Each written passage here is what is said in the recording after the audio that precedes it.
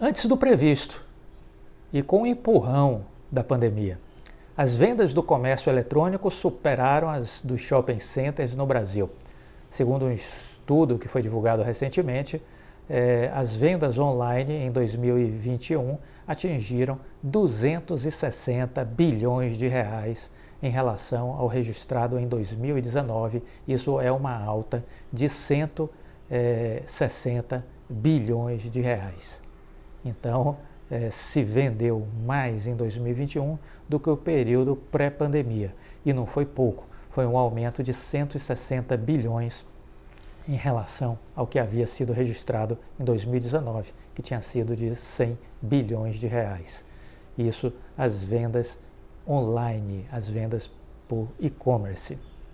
Na outra ponta, os shoppings faturaram aproximadamente 190 bilhões em 2019 e espera-se, ainda não tem consolidado todos os números, espera-se que 2021 já tenham faturado 175 bilhões. Em se confirmando estes números, algo próximo a 180 bilhões aí, nós vamos estar já muito próximos do período pré-pandemia e significa então interpretar que neste ano o resultado há de superar o ano pré-pandemia. Então, 2022, nós vamos superar os resultados de 2019, que foi exatamente o período anterior ao surgimento da Covid, que impactou muito os shoppings por conta de períodos aí de fechamentos das lojas, né? Tivemos alguns meses de fechamento. E esse é o aspecto que a gente precisa ver. O movimento de shoppings estão retornando, a venda digital não é uma preocupação, não é um problema, não significa dizer que as pessoas deixarão de ir ao shopping por conta da compra online. Isso não é uma interpretação lógica, razoável.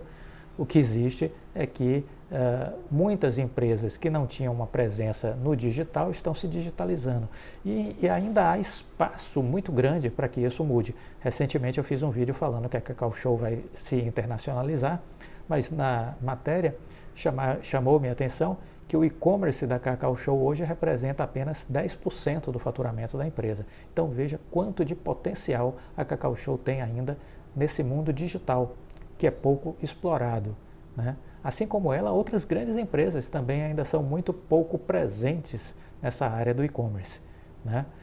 Lembrando que o Magazine Luiza, que implantou um modelo de negócios baseado em plataforma, falamos sobre isso na nossa live com a Alceli Barroso. Eu não sei se você assistiu. Se não assistiu, procura aqui no canal, que é fundamental você entender o que é esse tal de modelo de negócios baseado em plataforma, que é uma grande estruturação que o Magazine Luiza fez e que é a maior referência desse tipo de operação no Brasil. É o Magazine Luiza. Se alguém quer aprender, vai aprender com o Magazine Luiza, né? Então, neste modelo, o Magalu é rei e dá lições para quem quiser aprender. Então, existe aí uma possibilidade, uma perspectiva muito grande ainda de crescimento dessa digitalização do varejo, de digitalização de negócios nessa área aí de comércio. E o Magalu, o Fred Trajano, colocou como sua missão digitalizar o varejo brasileiro. Então essa hoje é a missão do Magalu, digitalizar o varejo brasileiro. Consequentemente, será o maior beneficiado por essa digitalização. Muito por ser feito e muito a crescer o Magazine Luiza. Não como empresa de varejo, mas como uma grande plataforma de negócios, uma grande engenharia que vende o quê? Vende tudo, tudo que você quiser, tudo que você imaginar, você vai encontrar na plataforma Magalu, né? E que não se traduz apenas na venda dos produtos, se traduz em venda de serviços, se traduz em tecnologia, se traduz em logística, infraestrutura de distribuição. É algo muito mais complexo. Muita gente só quer ficar na superfície do lago, não quer mergulhar, não quer estudar, não quer se aprofundar. Consequentemente, tem uma visão rasa da vida e do mundo. Para essas pessoas, apenas o lamento, porque não conseguirão entender para onde o mundo está caminhando e vão ficando para trás. Naturalmente, vão ficando para trás, né?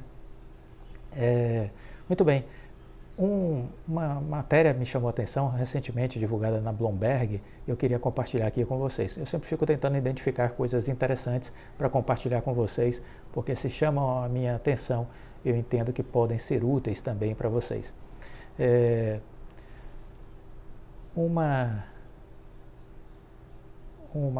recente entrevista dada pelo João Braga, que é sócio fundador da Encore, ele disse o seguinte: há uma boa perspectiva de desempenho das ações ligadas ao setor de commodities. Ainda temos a entrada de investidores estrangeiros e a redução dos resgates dos fundos locais. Tudo isso deve trazer alívio para a Bolsa Brasileira no início de 2022. Isso combina exatamente com o que eu acredito e para mim fez todo sentido, porque este é o cenário com que eu estou trabalhando. Muita gente, se tem acompanhado os meus vídeos desde o final do ano passado para cá, tem visto que eu tenho dito que nós estamos num movimento de ascensão na Bolsa nesses primeiros meses de 2022. Estou falando aí em janeiro, fevereiro e março. Nós praticamente não realizamos no fim de ano o nosso rally de alta, que é tão tradicional. 70% das vezes acontece na Bolsa de Valores. Nós tivemos isso comprometido no ano passado. Terminamos o ano, chegamos a 109 mil, depois caímos, ficamos ali na região de 105, 104 mil pontos. No início desse ano, caímos de novo e fomos lá para próximo de 100 mil pontos. 100 mil pontos que já tínhamos tocado no ano passado, como uma região de mínima. Então, olhando o gráfico, a gente enxerga nesse movimento um fundo duplo, né? Tocamos os 100 mil pontos recentemente, tocamos de novo no início desse ano. É como se houvesse um fundo duplo, olhando o gráfico. O que é que isso nos ensina? De que vai agora iniciar uma trajetória ascendente. Qual o primeiro alvo, Clóvis? Os 110 mil pontos. Fomos próximos deles ali em dezembro, né? Antes do surgimento da Ômicron, né?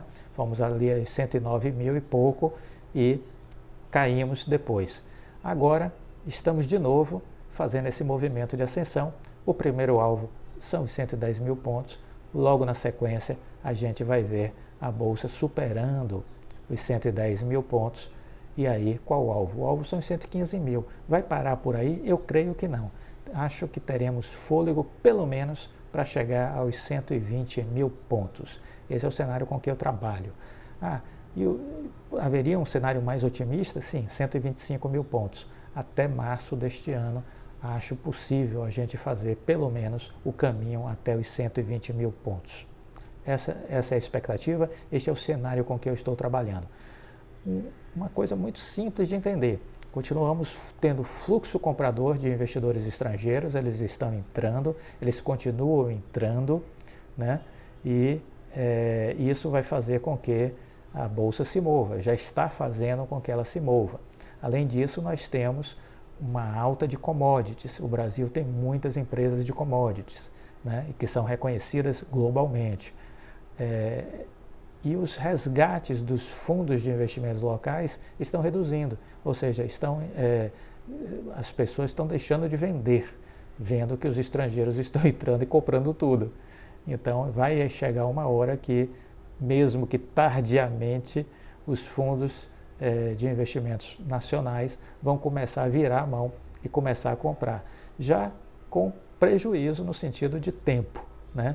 O que os estrangeiros começaram a fazer quando a Bolsa estava nos 100 mil pontos, eles vão começar a fazer agora, quando chegar aí por volta de 112, 113 mil pontos. É assim, uma reação sempre tardia. Então, muito cuidado quando você deixa seu dinheiro na mão de pessoas, de gestores de fundos de investimentos, porque a reação é tardia na grande maioria. Há aqueles mais agressivos, óbvio, que aí surfam esses movimentos maiores. Mas na média, são mais conservadores os fundos, consequentemente os resultados também são pequenos, né? Então, segundo o Luiz Braga, da Encore, ele entende que vamos ter sim um bom desempenho das ações aí nesse início de ano. Hoje, 1/3 da carteira da Encore é formada por commodities, incluindo aí a Vale, a Usiminas, a PetroRio. Essa última ganhou espaço da Petrobras, eles reduziram a exposição deles de Petrobras e botaram PetroRio, por razões óbvias, né? Quem conhece aqui o canal sabe que eu sou investidor da PetroRio, já desde 2020 eu estou investindo na empresa, estudei bastante ela nos últimos anos e é a opção preferencial aí para quem quer investir nesse setor de petróleo. Braga vê sinais de melhoria na economia da China, onde os estímulos adotados começaram a surtir efeito. Além disso, ele considera que as avaliações dos preços das empresas de commodities estão baixas em razão da expectativa de queda, nos preços das matérias-primas, o que não se concretizou. A carteira da Encore tem ainda um terço de ativos chamado antifrágeis, com papéis do setor elétrico que oferecem proteção contra a inflação, e outro terço está em empresas mais agressivas, que estão com muito potencial de crescimento. Então, na carteira deles, eles têm Unidas, tem Intermédica, tem Mercado Livre e tem TOTUS.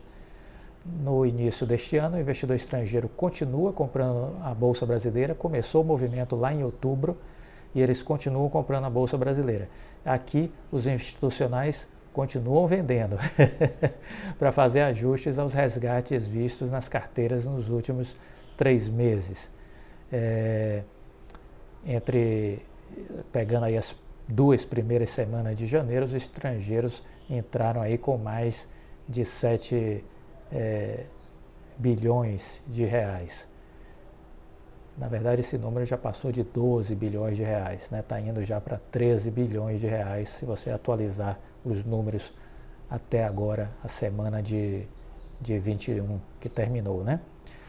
Os preços depreciados dos ativos, a Bolsa tende a se beneficiar da percepção de que o câmbio tem gordura e diante de uma balança comercial recorde em 2021 e do diferencial de juros. Estrangeiro não tem tanto medo de ganhar na Bolsa e perder no câmbio. Ele também afirma que o investidor internacional já assume que existe barulho político quando aponta recursos em países como o Brasil. A eleição não me preocupa, diz ele. A Bolsa está bem barata. É isso. A Bolsa está bem barata. Muitas oportunidades. A hora de entrar já aconteceu. Lá nos 100 mil pontos, nós estamos dizendo isso já há um bom tempo. Quem assiste aqui o nosso canal sabe disso. Pode comentar aqui, se já não ouviu eu falar exatamente isso, de que a Bolsa